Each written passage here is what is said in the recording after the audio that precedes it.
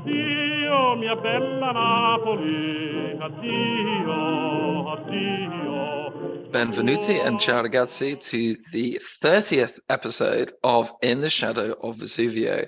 My name is Henry Bell. I'm recording this late at night in Paisley in the west of Scotland. Even later at night is Michele Borelli over in Naples, Bella Napoli. How's it going, Michele? Yes, all good. So you have nothing to complain about then. I just want to make it known that this guy's been complaining that he's too tired to record today. And so basically, like this, yeah, you're a traitor to all our listeners, like our billions and billions of listeners who are who would have been disappointed if I didn't convince you to record today. Well, we're lifting the curtain that I may have finished work rather late and got home rather late. Yes. But we're here, we're doing it. And how can we not? I mean, we absolutely have to do it because of the incredible week that we've had as Napoli fans. Yes. We've got today, listeners will not be surprised to hear. We're mostly going to be talking about what happened at the airport. You were there, weren't you, Michele? I certainly was. Yeah, and if you go to our Twitter account, dear listeners, at Shadow of Vesuvio, you will see a video captured by, Napoli's most up-and-coming guerrilla filmmaker, Michele Borelli. Watch this space. And so please do head there, give us a follow and stuff. But anyway, before we get cracking on just dipping your minds into the celebratory chaos that was Napoli on Sunday night and early Monday morning. It's episode number 30. What is number 30, Michele, in the Napoli Tombola? I believe that with number 30, we end the 3-number strike of dirty numbers. Unfortunately, we go back to normal numbers after this. But nonetheless, this is number 30. And number 30 is a pallo do tenente. A pallo do tenente in Napolitan. In Italian would be le palle del tenente. In English, it would be the lieutenant's balls. Yes, this episode is about it's about the military balls, not just balls, just military balls. So this is a pretty important episode we have here. Is there any reason that the balls are inside uniform? No, you don't ask these questions. You just accept the tombola. You don't question just accept it. The balls. Yes, just accept the lieutenant. A good question would have been, why not the general's balls, or something like that, someone more important. Is it more important than lieutenants? I think so. Yes, no, lieutenant is, yeah. I mean, I very briefly had to be in the Royal Air Force Cadets as a kid, and I had flat feet, and I couldn't stop laughing at the sergeant major that used to shout at us. I don't think I've got the right mentality for the military. Sorry, everybody. Yeah, I could have guessed that.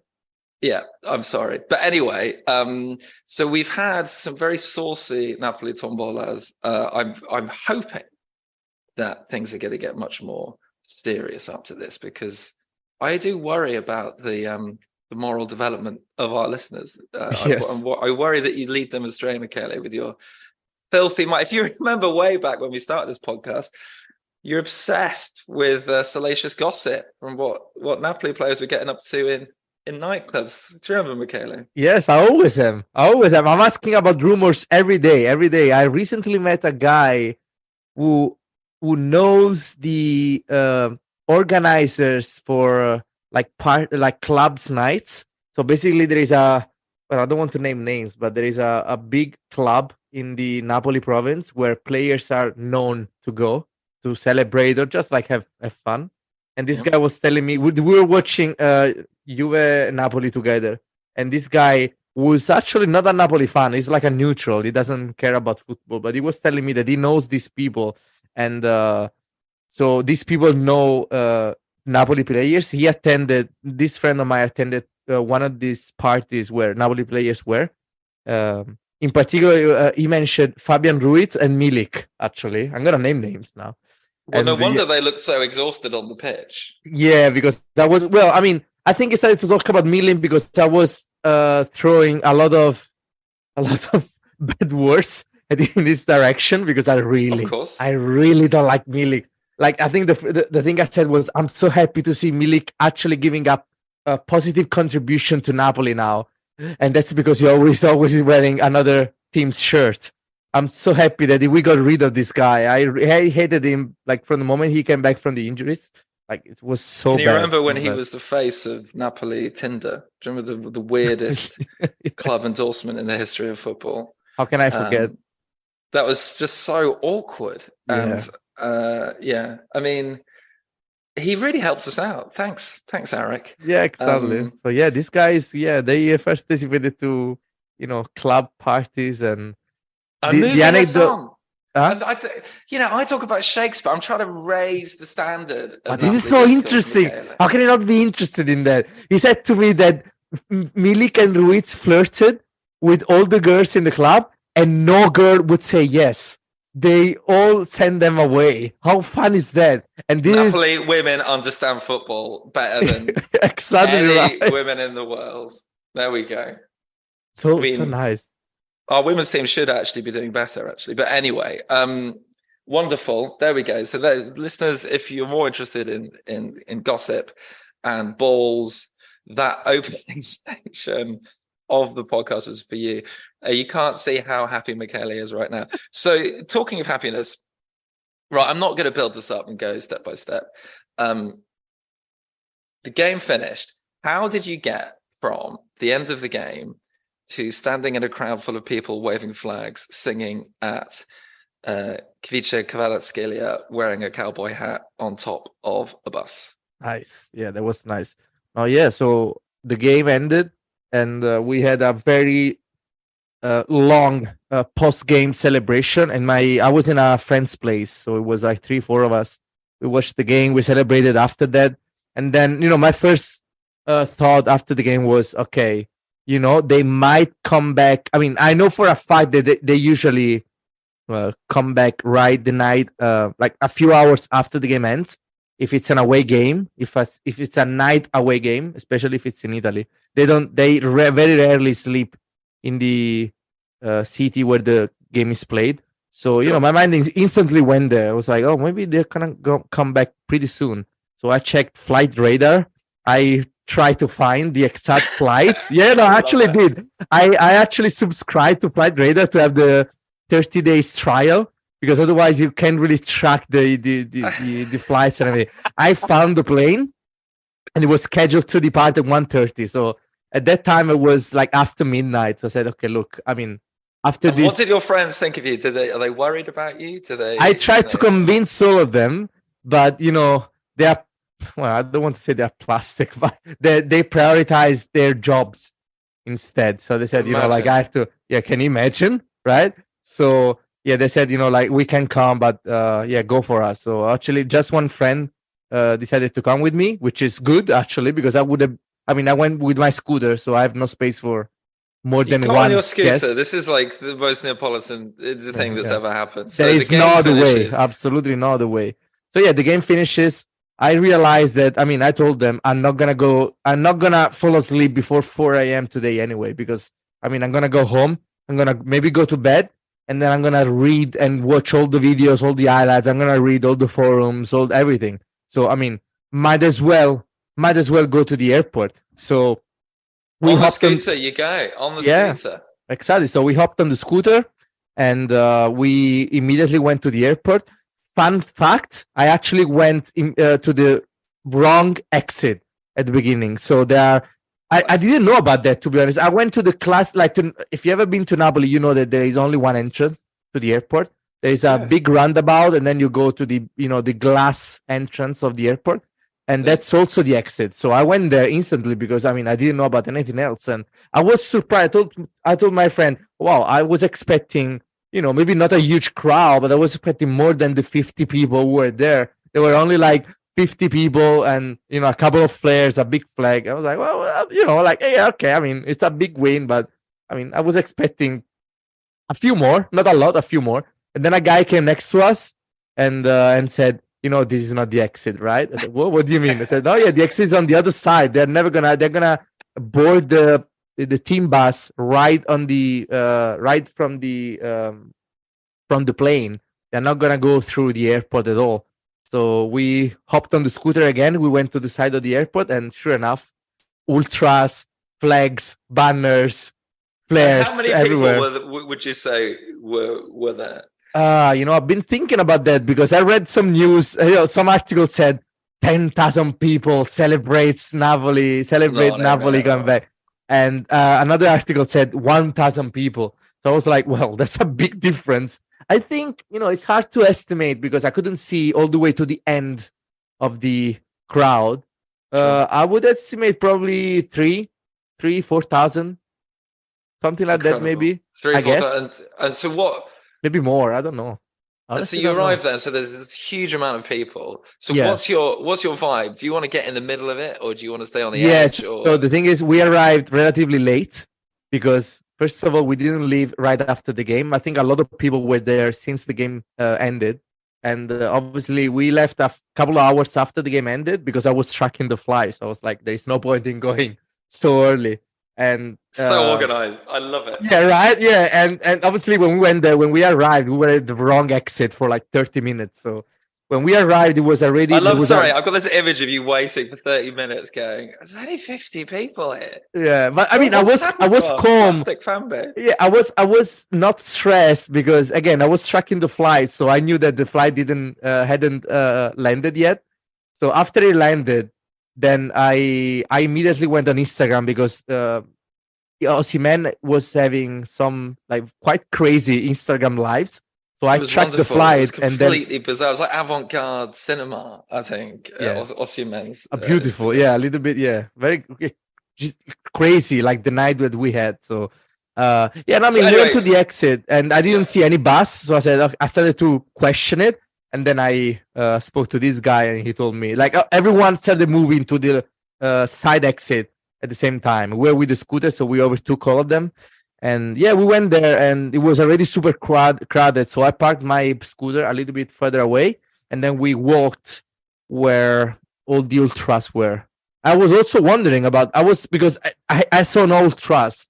So I was like, where are all the ultras? I expected at least the ultras to be there, and then I realized that maybe the truce is over. Shit. Yeah, what's happening? Yeah. Okay, so cool. yeah, it was beautiful when we arrived. It was like all the flags of Curva B, because Curva A and one group from Curva B were in Turin, obviously. So when we arrived, all the classic flags were there and a lot of flares. People climbed everything that was climbable. I don't know if it's a word, but literally there were walls, because obviously around the airports there are walls with barbed wires because you're not supposed to like climb fences and walls around the airport, but people didn't care. So people were almost hugging barbed wires. It was kind of fun to see. And yeah, we waited I would say about 30 minutes. And what were people talking about? What was the general? No, it was a lot of chants, a lot of it was a couple of very nice new banners. There was, I don't know if I don't think I sent you the picture of it. Maybe I'm gonna send the picture and we can post it. It was a very nice banner. I think it's super big. I think it's at least 10, 15 meters, something like that.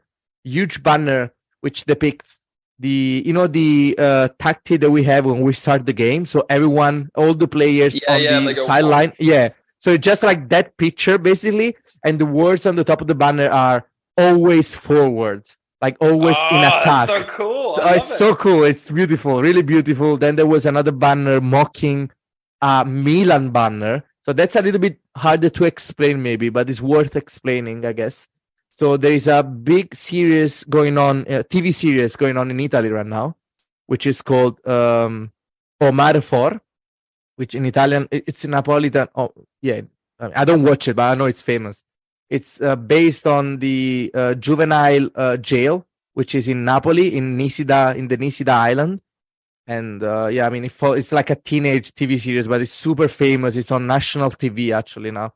So it's all turned up at the Sanremo festival, didn't they? Yeah, exactly right. Yeah. So the kid had some banter with Amadeus, didn't he?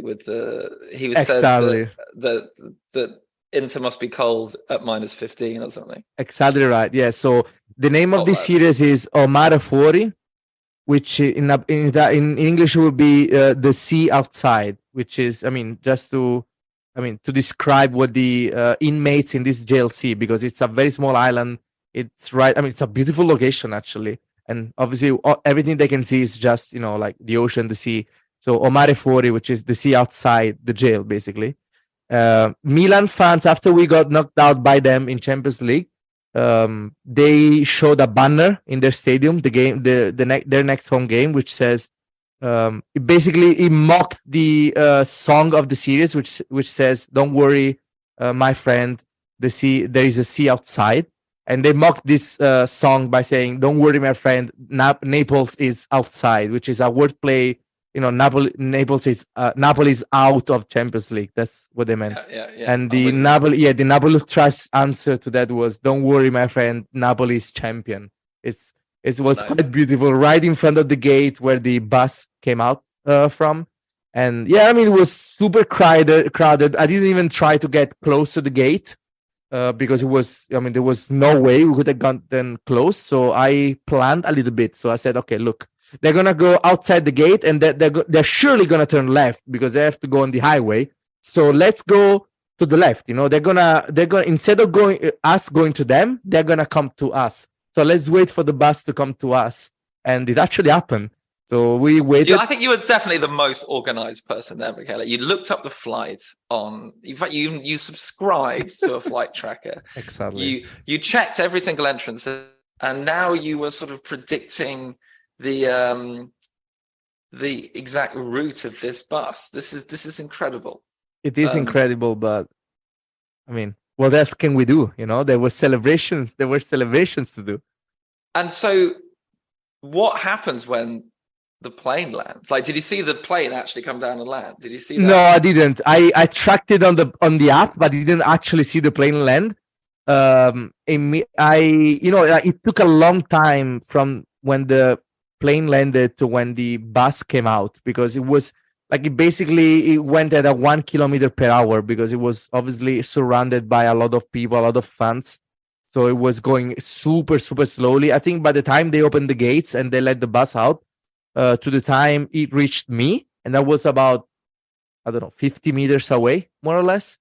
It took them 20-25 minutes, something like that. So Wow. it was driving super slowly, surrounded by people. I was watching Osimhen's live just to see what was going on because it was so far away.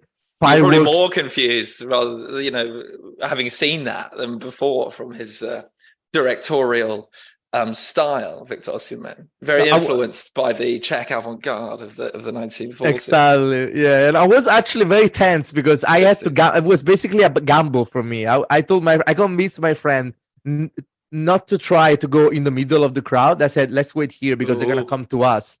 And my friend said, "Are you sure? Are you sure about that?" "Yeah, sure. I mean, trust me."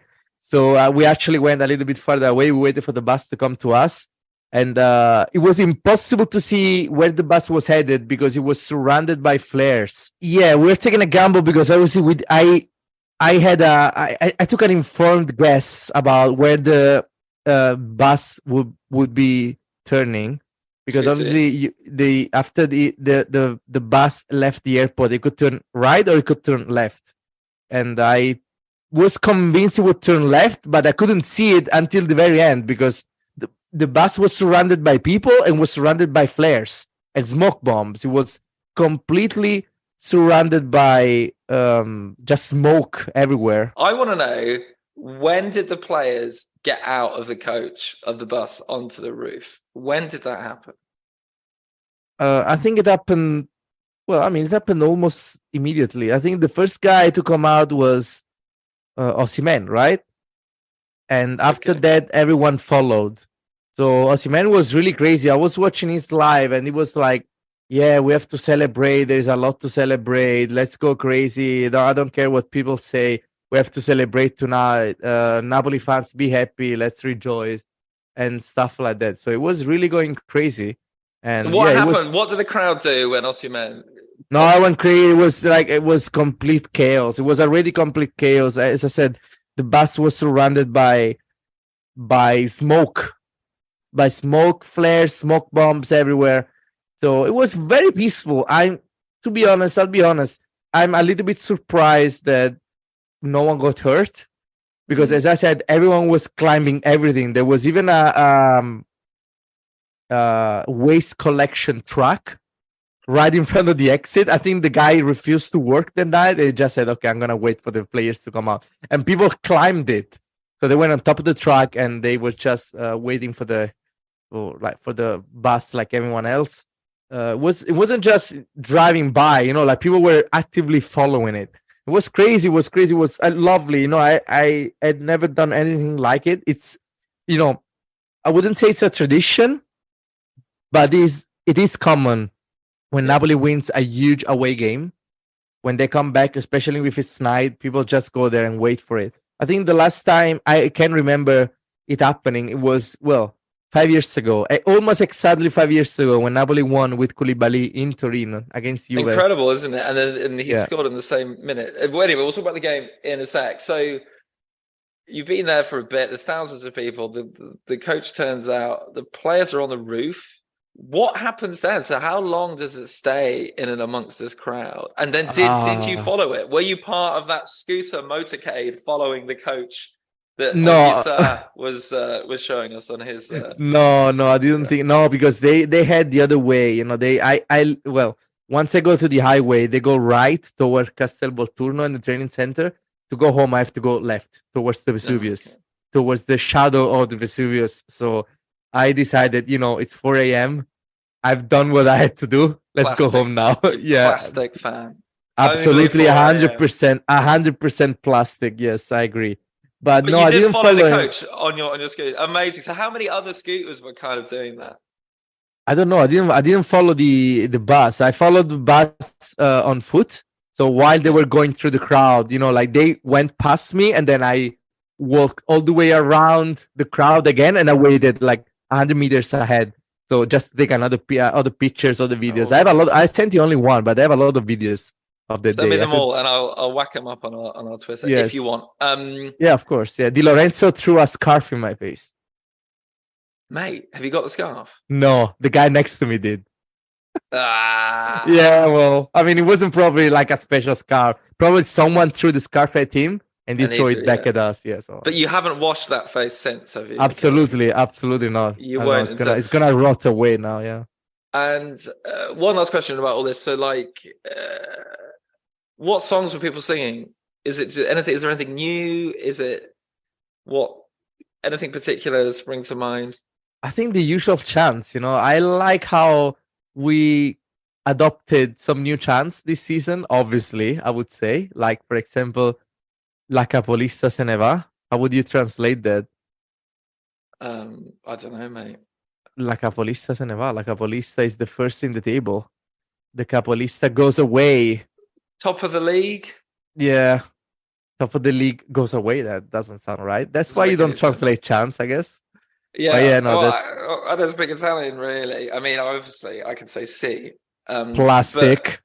I'm the plastic. Okay. Yes. Can you give us just a little? Go on. Give us just a little bit. The players chanted this in the.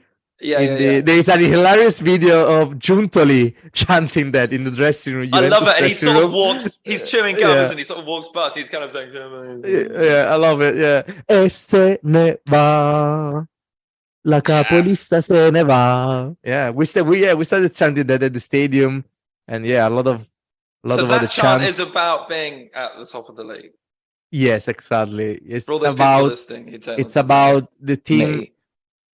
It's about the team being top of the league, just distancing themselves from the competition, basically. Well, what a perfect story to tell. Perfect, yes. And I think my favorite chant from that night is a chant to celebrate Chucky Lozano, because while you're there, you're not really thinking about that clearly. You're not rational. You're just like, you see a player, you celebrate that player. It could be Marfella. It could be Di Lorenzo, it could be Gaetano, you don't care. Yeah, like the rule is whoever gives you attention, you celebrate him. So that is blind joy when you're chanting about Chucky Lozano. Exactly. So at one point, just Lozano came out, it was on top of the bus, it was like celebrating with all the fans, and everyone just started chanting Chucky Lozano. And it was so happy. I don't think you ever got any chant. I mean, we usually don't do any chants in Napoli for the players. We talked about that in the past. But, if we do one, it's not going to be for Chucky Lozano. So it was really... I do my best to stay as rational as possible on my Twitter account, but even I did an all caps lock tweet saying Chucky Lozano leave Napoli as soon as possible for his terrible performance against Juventus. But who cares, man? We won, and I'm very glad that he's got a chance. Great. So you got back up 4 a.m. It's funny, wasn't it? Like, let's talk about our feelings, Michele. Because wow. Concerning what? For each other or about the what else? Welcome to Late Night Napoli. No, as you correctly pointed out, almost exactly 5 years on, the goal happens almost at exactly the same time. I was really flattened by the Milan stuff, and I don't want to dwell on it because we're in a great moment and we should enjoy that moment. But I was really numb for about a week afterwards, and it really wasn't until about an hour before the Juventus game that I actually felt like somebody who could watch Calcio. And for me, that goal that Raspadori scored was this great catharsis, this, as Aristotle tells us in the Poetics, this purging of pity and terror that the Greek theatre used to do. It was the same feeling for me, all this latent sadness that I built up, and I felt very numb by the team's performances. I was very depressed. I thought, oh God, it's all going to fall apart. And then that beautiful run by Zielinski, a lovely looping cross from Elmas, and then that first time hit from Raspadori. And I went completely ballistic. I'm not going to lie, Michele. I absolutely lost my shit in the style of Nicolas Cage. And it was a wonderful feeling. And I'm not lying, I've been in a good mood ever since. It's been a really busy week at work. Lots of practical assessments for students. So I'm in early in the morning, I'm leaving late at night. It's all stressful.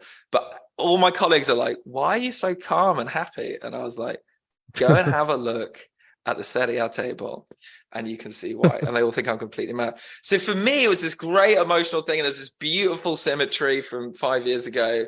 And then seeing all that footage, and it just made me really happy. And I thought, my love of this team is partly because of the city. And I was just so depressed that the city was depressed by the Milan thing, that it could have been this sort of horrible capitulation of this wonderful season. And there was just this kind of almost spontaneous re-arrival of joy from that goal hitting the net, and I just thought, wonderful. And I'm still sort of buzzing about it.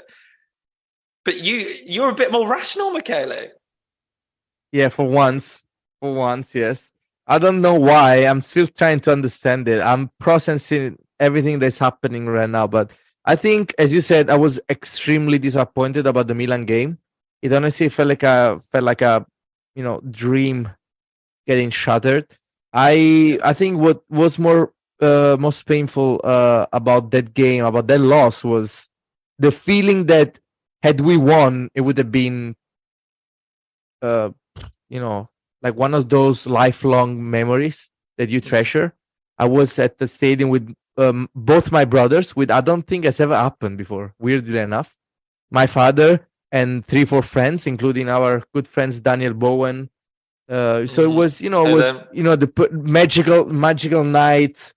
The atmosphere was crazy, especially at the beginning. We were really into it. I went to Milan to watch the first leg, and there was, I really wanted revenge after that, and you were all in on that game. You always are, but home and away. And anyway, let's not dwell on it. But so when that goal went in, Raspadori, how did you feel? No, I was so happy. Obviously, I celebrated hard with my friends, hugged everywhere.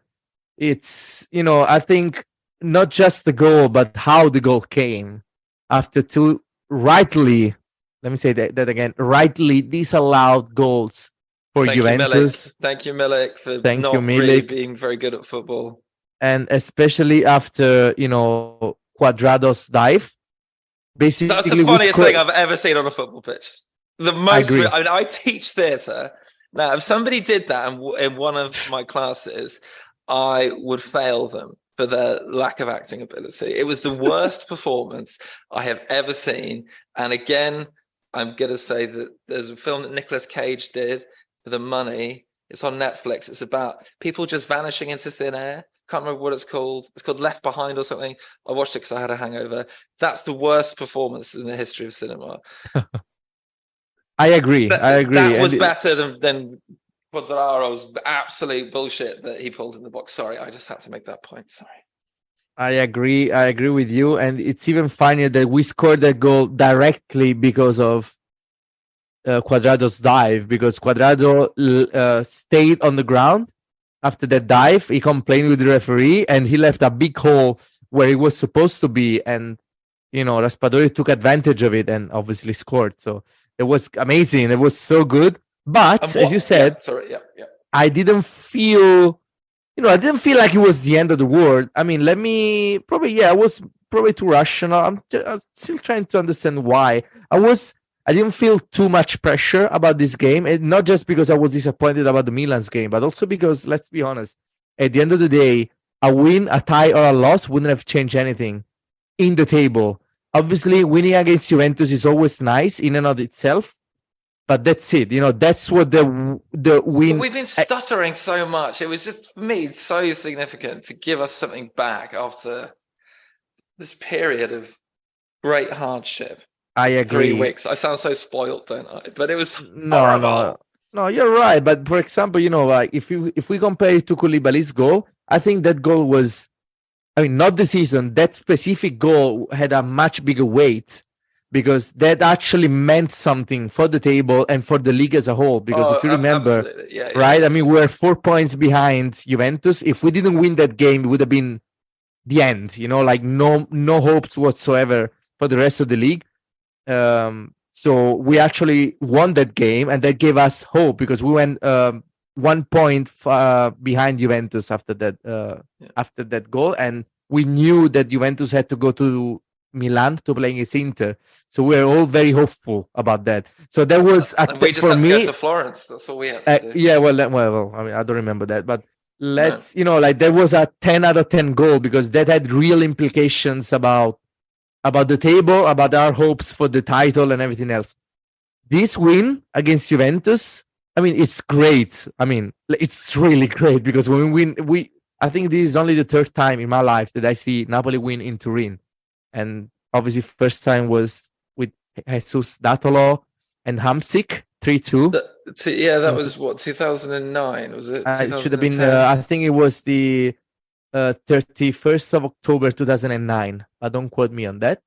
Nice. And obviously, we won with Koulibaly in 2018, and now with Raspadori. So, every time it happens, I'm always happy. I don't take it for granted, obviously.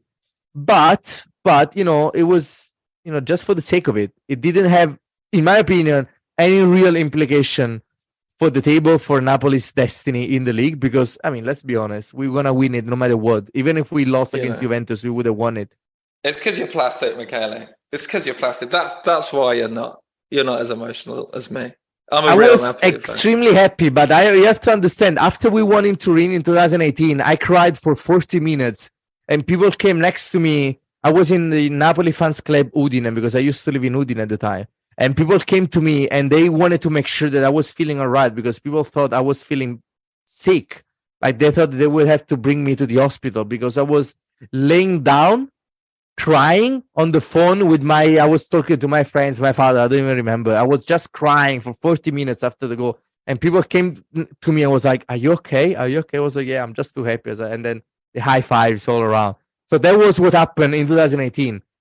Okay, I can see how you set the bar quite high, right? That's quite hard to match, I think. So yeah, fair enough.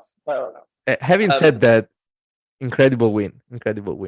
So, do you believe, Michele? Now, do I believe?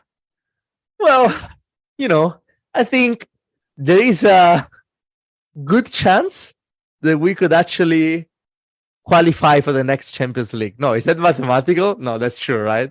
No, we I already think it was qualified. almost exactly a year ago, Michele, when I asked you that question. I remember because it was around Easter time and I was in Sardinia. And I remember it sparked quite a debate amongst our nascent listenership. Incredible, isn't it, to think that that's now a ridiculous question? Yeah, it is. I mean, I'll be honest. I've started believing probably. Let me see. Let me think about this. The exact game. I would say more or less a month ago. Okay. Probably. I don't remember the specific game, but yeah, I mean, it became clear. Maybe not just that Napoli was too good, but that our competitors wouldn't be good enough to catch us back. Yeah. I get messages every time saying, I was afraid of Lazio, I was afraid of Inter. I was a little bit afraid of Inter. I was never afraid of Lazio. I'll be honest. I was never afraid of Lazio. I mean, no one's afraid of Lazio. Yeah, I mean, as much as I love Sarri, and yes, I still love Sarri. There was a never goal afraid. they scored about a week ago that was one of the most beautiful things I've ever seen, which is very confusing for me because it's Lazio. Yeah, it's Lazio. But I think you've really hit the nail on the head, because I think genuinely, don't laugh at me, it wasn't till Sunday that I thought, right, here we go. Because there's been so many years of things going wrong and just absurd nonsense just when you think things. And there was just something about that Raspadori goal, and it just felt like getting the party started. It felt like this is the iconic moment. And actually how wonderful that there's going to be that sort of punctuation. The story, it's such a weird season in that the stories are told with these hugely iconic goals and moments.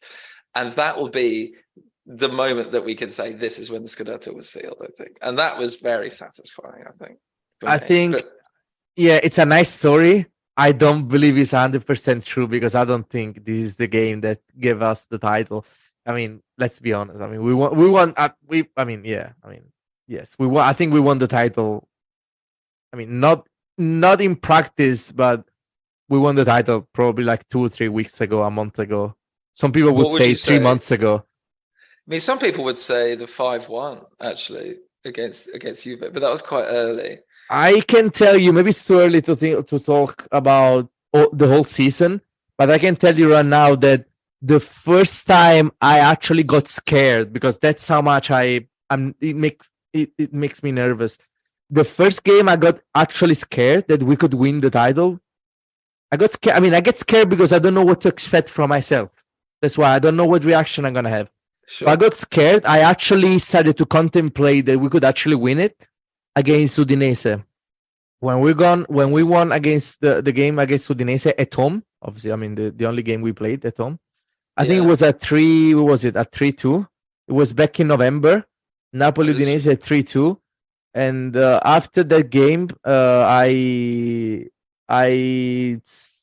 cried. I think I cried at the third Napoli goal. Yeah, we talked about it, and that was the name. It was called Tears, was the name of that podcast, because of those 2 goals. Fuck, yes, sorry, pardon my French. Yeah, that was so agonizingly horrible, those last 10 minutes of thinking, oh, God, Yeah, exactly right. So after that, I started crying. A lot of people around me also cried.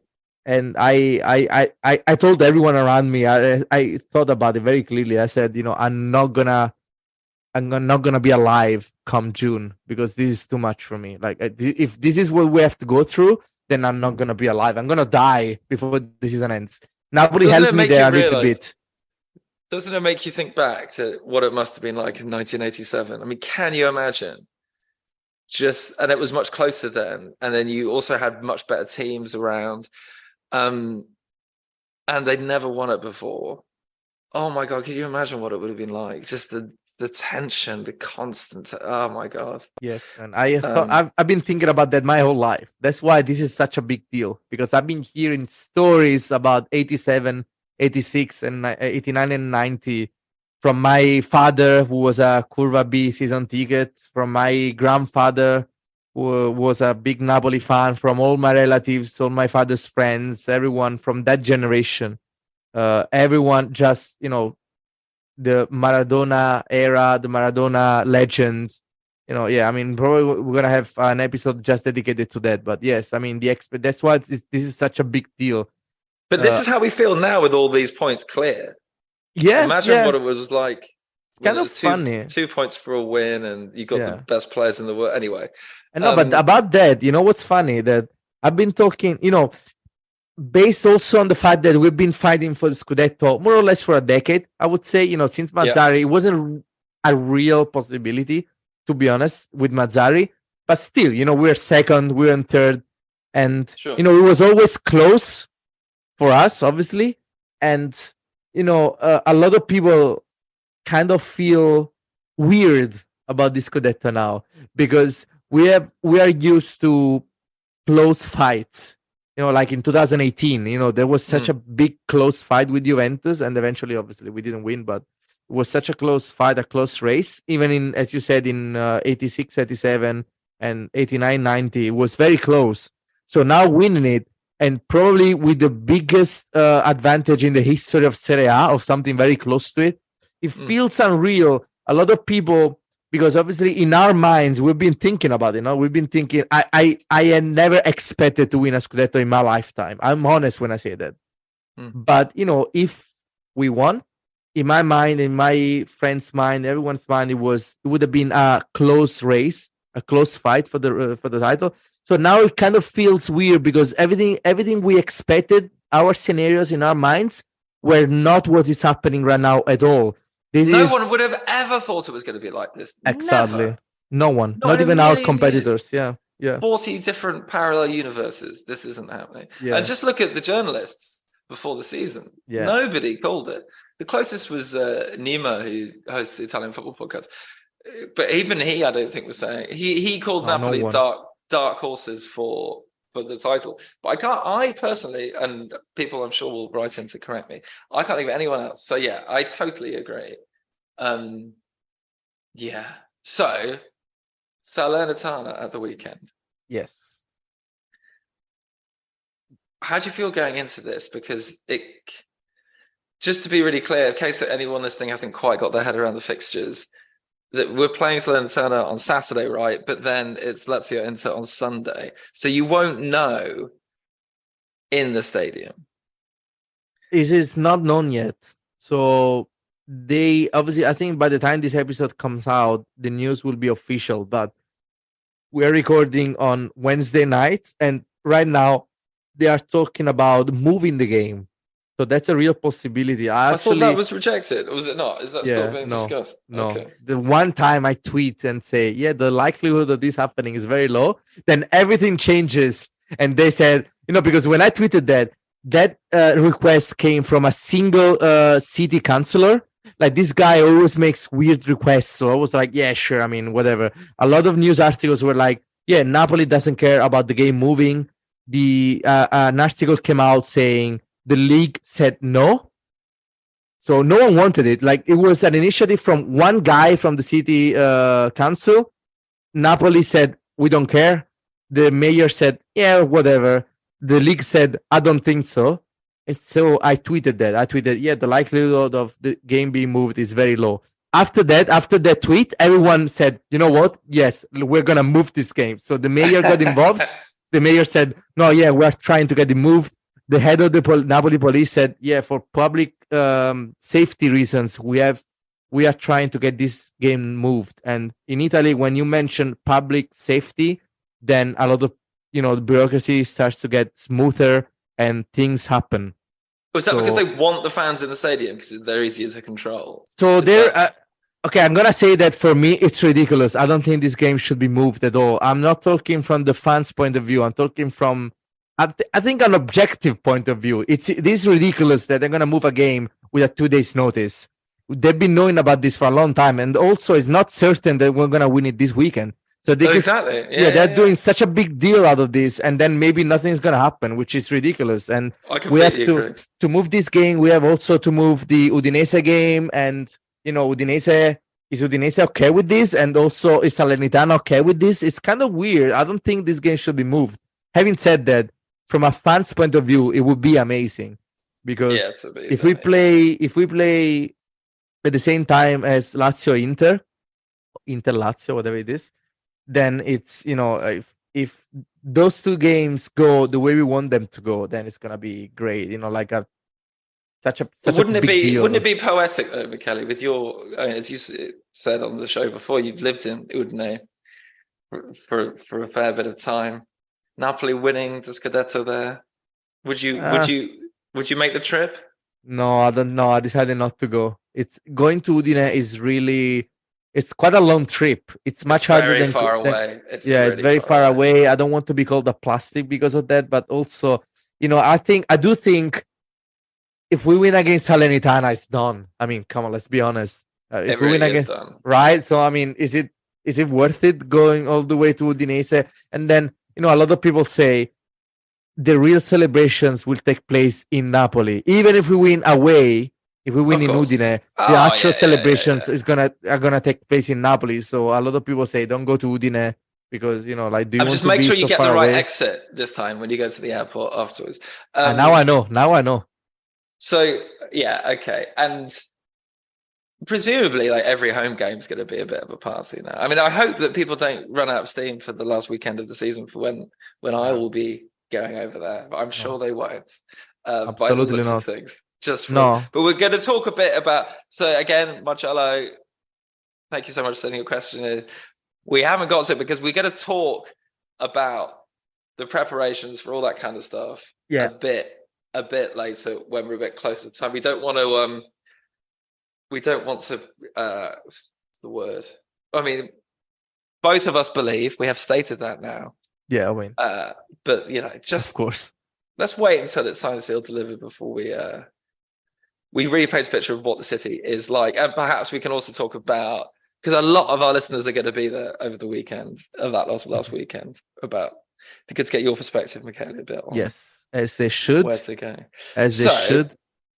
That was great. Thanks for taking me to the airport. The Neapolitan expression of the week, Michele. What have you found for us that could sum up this incredible period that we've just lived through? Yeah, so I have a few actually. I was going through a few, and there are a lot of phrases of the week which can fit this week and what happened this week. I don't want to talk about the Milan game because that was very depressing. That's going to be one of those games that there are a few games in Napoli's history, recent history maybe, that I refuse to watch the highlights to.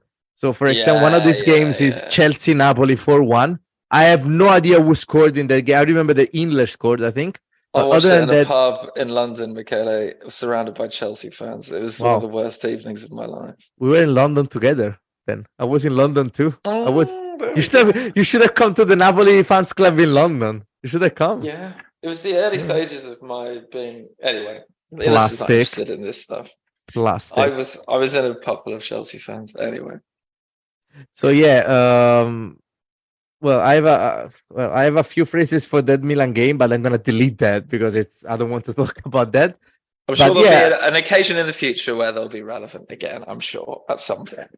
Yes. So the phrase of the week is about the preparation for the celebrations. Let's say we have a lot to celebrate. As I said.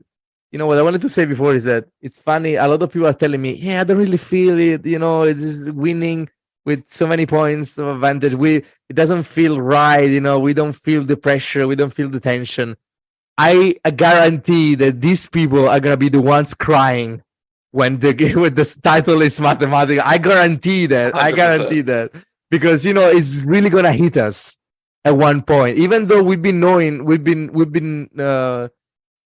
that for a while now. At one point, it's gonna hit us that we are. I'm not gonna say that. But it's gonna hit us. And I still can't imagine it. I can't visualize it. There's no. Me neither. It doesn't compute.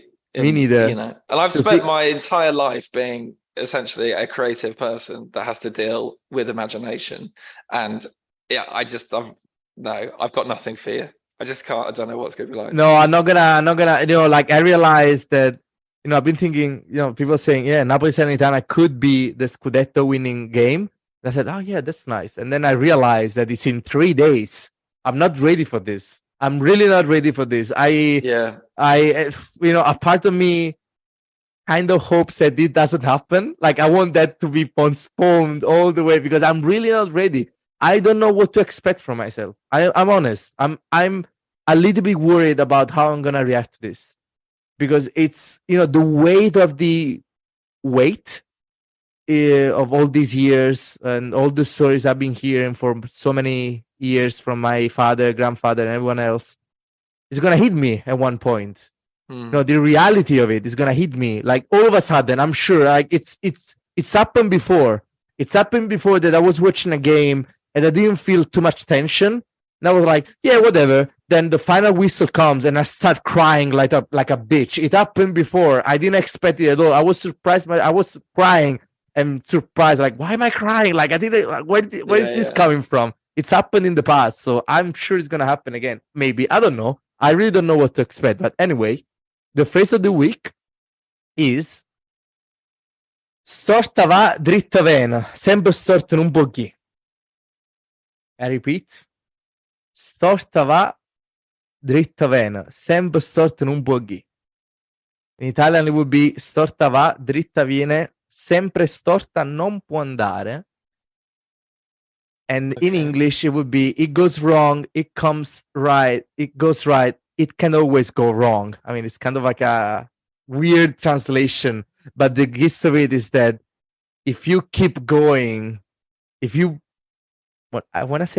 believe, then eventually, sooner or later, the luck will turn and probably things are gonna happen. So yeah, I mean, I'm starting to tear up just by reading this stupid sentence. I got very emotional then when you were just describing. Yeah, oh man, what a weekend it's gonna be. I really, wow. I promise you, I'm gonna take a lot of videos from the stadium. I feel sorry for people who are not gonna be there. I can tell you that no one expected, maybe because we are a little bit depressed for the Milan game, but no one expected the Salernitana game to be the game. Maybe it's not gonna be, but I mean, now it could be. I have to give a shout out. 50-50. I have to give a shout out to David. He's a member of the Glasgow Napoli group. He's going to be there. Nice. And he lived and worked around Naples and Salernitana for several years. Nice. And he's there. Nice. And good for him. Yeah, I think it's great. So yeah, I think it's going to be very shocking and surprising. But what I will say, actually, and genuinely mean this, is don't feel under pressure to do anything. Like, you don't have to take any pictures. You don't have to take any videos. Just do what you want, man. Like, no worries, man. You've worked along. You've been here a long time. You've got to just do the thing that happens. It's gonna be passive in a way. I'm not gonna hold my phone. I already, I've had plans, man. I've been planning for this. Don't worry about it. It's gonna turn up covered in GoPros, like your head. Yeah, I did. I actually bought a camera just for this. Both nipples, like the whole thing. You'd be like just entirely GoPro. There we go. I pay good money to see all of this guys. Yeah. Okay. Cool. Right. Well, that's been emotional. I'm going to go and lie down and sob. So if you'd like more of this top quality emotional content, head to @Shadow of Vesuvio or give Michele a follow at Napoli Tickets. I'm at Henry Bell Calcio. We're part of the Far From Vesuvius network at Far From Vesuvius. Much of the network is going to be in Naples for the last weekend. Hey to all of you, and lots of love to Ken. Who might not be, but we'll be thinking of you. You'll be in our hearts. Plastic. Yeah, plastic. I'm joking. Love you really. And what a season. Let's enjoy it at the weekend. So take care, everybody, and Forza Napoli. Sempre. Addio.